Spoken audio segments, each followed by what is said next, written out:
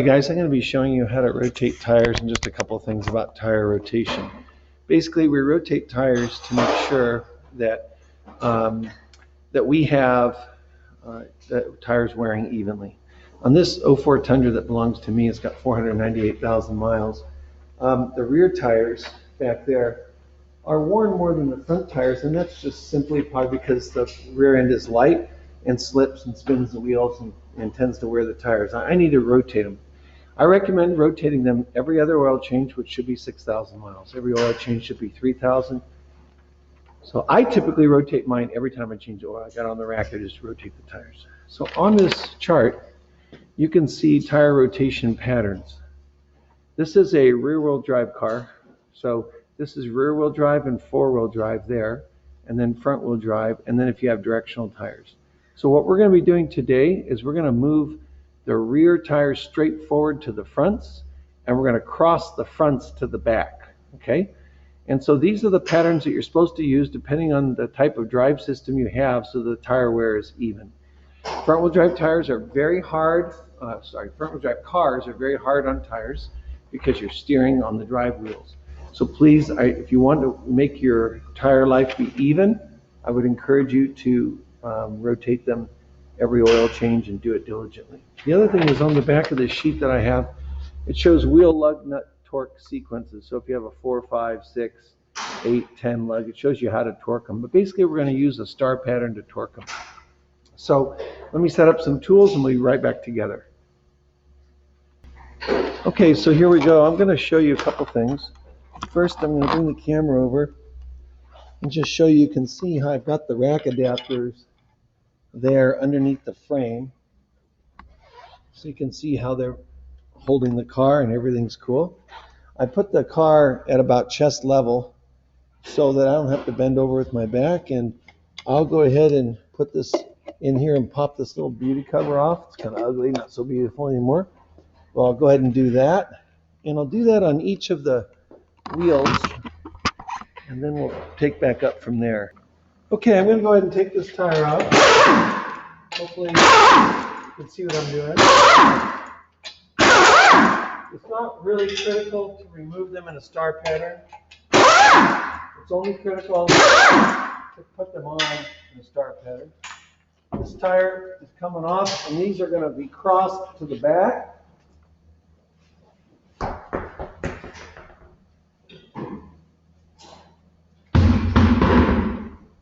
I'm grabbing this front one and crossing it to the back.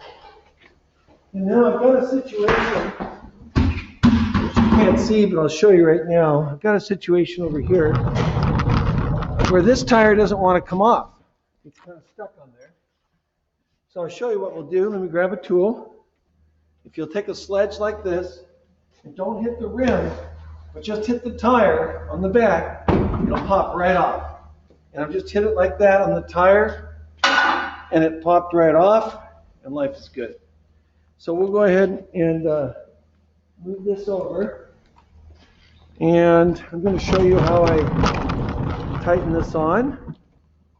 So I'm going to grab that tire, we'll move it straight forward here, and we're going to put it on here. I'm going to take a really quick look at my brakes, and they look great. Did them 2 years ago. Okay, so the rears are going straight forward.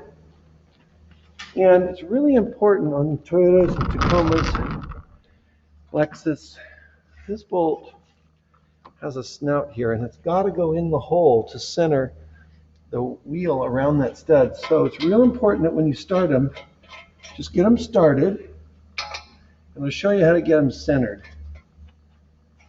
Okay, just get them started by hand. And I'm just going to do the one, and then I'll go do the other rotation without you guys having to watch it. I'm starting all 6 of them, and I will check the tire pressure. And these tires say max of 44 psi, so 15% less is 38. So we'll these at 38 psi. So what I can do is, I'm not going to go crazy with this gun because I can over torque it, get it in the tightening position. Now I'm going to pull the wheel forward to where it's there. So now I've pulled the wheel forward, so the wheel nuts noses are inside the hole, and so I can kind of slowly tighten them up. And if I do that, now they're all lining up. And if you don't do it carefully like this, if you don't do it carefully, you'll get the wheel hanging down, and I promise you, you'll damage this wheel nut or stud. So you saw me pull it out so that those little snouts are in the holes, and then I snugged it down. And then we're going to torque it. So we'll come back to that in just a moment. All right, so I got all 4 wheels on, and I've got them just snugged down with the gun. They're not torqued yet. While I'm up in the air, I'm going to go ahead and check my tire pressure, and I realize I left my safety glasses in the office. So these say 45 for max PSI 44, and I've got about 32 in this tire, so we're going to go 15% less than 44, so we're going to go up to 38.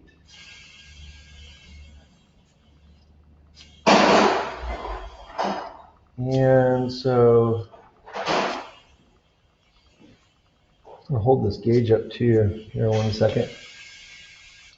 Okay, so you can see on the gauge in the black, I was just 1 line below 40, which was 38, okay? I got a handle there, etc. Okay, so what I'm going to do is go get my safety glasses. I'm going to air the other tires. When I come back, it'll be on the ground. We'll torque the wheels, okay? Okay, here I go, ready to torque this. And we're told that this thing's supposed to be 83 foot-pounds. And so if I get the torque wrench steady, hopefully you can read that. Let's see if it'll focus on it. I don't know if it's going to focus on there. There it is. And we got 83 foot-pounds there. Am I on the Newton meter side? No, I'm on foot-pound side. And there's 80, and there's 3 on the thimble. Just double check it. Actually, it's at 86. So let me move it to 83. Okay, so there's 83 now on there. Hopefully you can see that on the thimble. It's at 83. You can see the 3 right there. Okay, so we're going to go ahead and torque this. Let me get a little closer here. And I'm going to go ahead and just a couple things. When you torque this, let me put my glasses on here. Let's do it there.